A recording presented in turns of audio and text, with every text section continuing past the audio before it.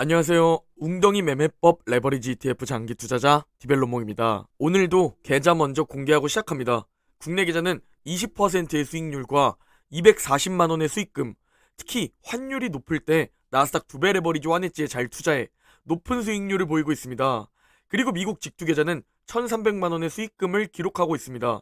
제가 어제 시간이 너무 부족해 영상도 못 올리고 커뮤니티에도 글도 못 남겼는데요. 텔레그램에서는 실시간으로 공유드렸지만 저는 그저께 5월 30일에 웅덩이 매매법 리밸런싱 구간에서 한 번 더 소액 익절하며 현금 비중을 만들었습니다. 약 40만원 정도 더 익절하며 올해 110만원 정도 수익 실현을 한 상황입니다. 텔레그램에서는 2차 리밸런싱에 대해 실시간으로 계좌와 함께 공유드렸습니다.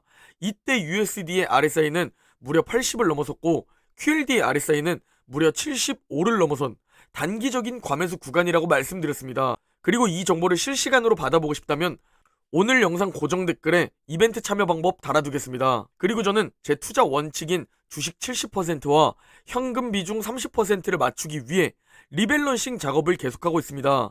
웅덩이 매매법 리밸런싱 구간에서 말이죠. 현재 현금 비중은 약 20%에서 25% 정도이며 나머지는 월소득을 계좌에 집어넣어서 30%까지 현금 비중을 늘릴 계획을 가지고 있습니다. 실제로 워렌 버핏은 현금에 대해 이렇게 말합니다. 현금은 가지고 있어서 안 되는 것이 맞지만 꿀잠 잘 수 있는 현금 비중을 가지고 있다 라고 말합니다. 즉 현금은 리스크 관리를 위해 가지고 있어야 하는 마치 산소와 같다고 표현했습니다. 주식 투자를 하는 데 있어서 오래 지속하기 위해선 마음이 편안해야 하고 특히나 미국 주식은 밤에 열려있기 때문에 우리의 꿀잠이 방해되면 절대 안 된다고 생각합니다. 그래서 저는 제 투자 원칙을 주식 70%와 현금 비중 30%로 만들어놨습니다. 제 영상을 꾸준히 보신 분들은 아시겠지만 2021년 상승장에서도 계속 30% 현금 비중을 강조했죠. 웅덩이에서 줍줍을 대비함과 동시에 마음 편히 꿀잠을 잘 수 있는 현금 비중이기 때문입니다.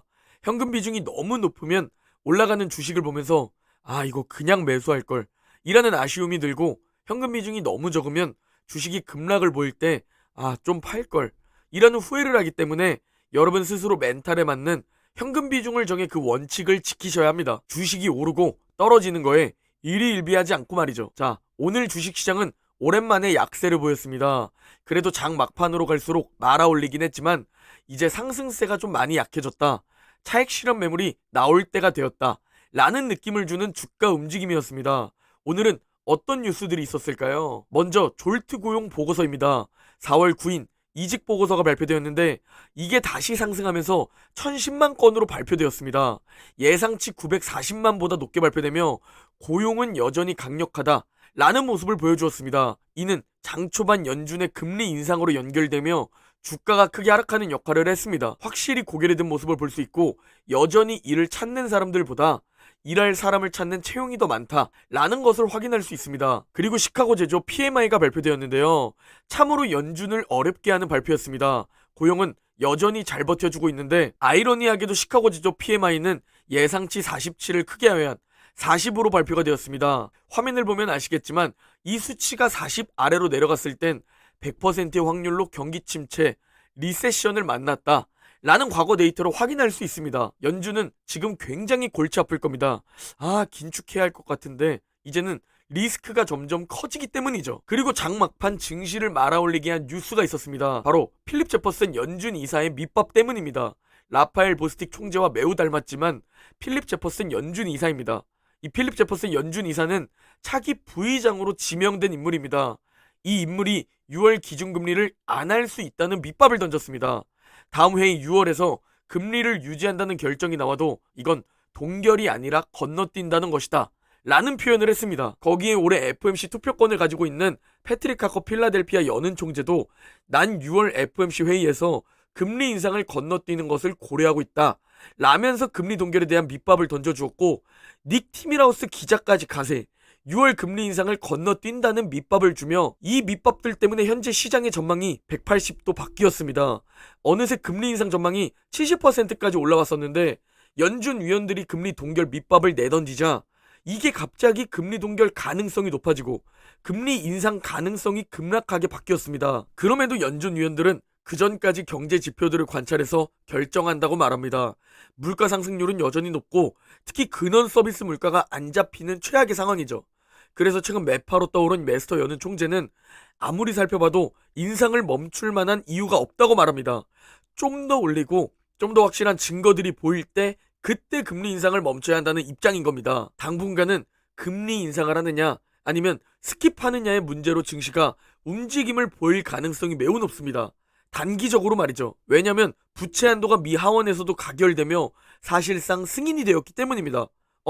부채 한도가 승인이 됐어? 그러면 불확실성 해소로 증시는 상승하겠네?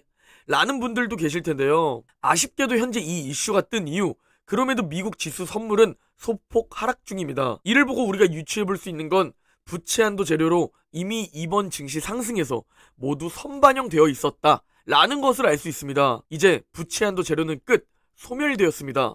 그렇다면 우리가 공부해야 하는 건 이제 어떤 재료가 증시를 움직일까 라는 겁니다. 먼저 중기적으로 바라보자면 연착륙 또는 경기 침체와 관련된 경제 지표에 따라 움직일 가능성이 높습니다. 그래서 우리는 또 경제 지표들을 살펴봐야 하죠. 이게 매우 중기적인 재료가 될 겁니다. 작년부터 계속되어 오고 있죠. 그리고 당장 6월 FOMC 회의에서 금리를 동결하느냐 인상하느냐에 따라 단기적인 재료가 될 겁니다. 그리고 금리는 연준 의장도 못 맞춘다고 피터 린치가 강조했죠.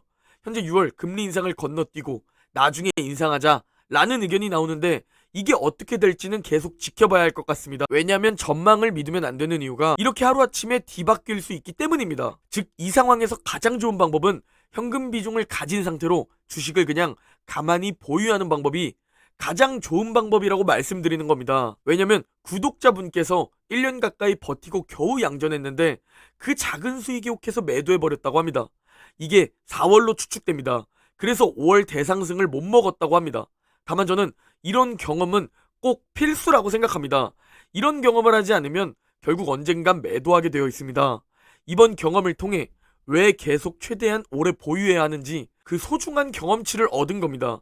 이게 수익보다 훨씬 중요한 경험치죠. 또 5월에 팔아라 라는 뉴스를 본 적이 있는데 지금 돌아보면 아주 쓰레기 같은 뉴스라는 것을 알 수 있었죠.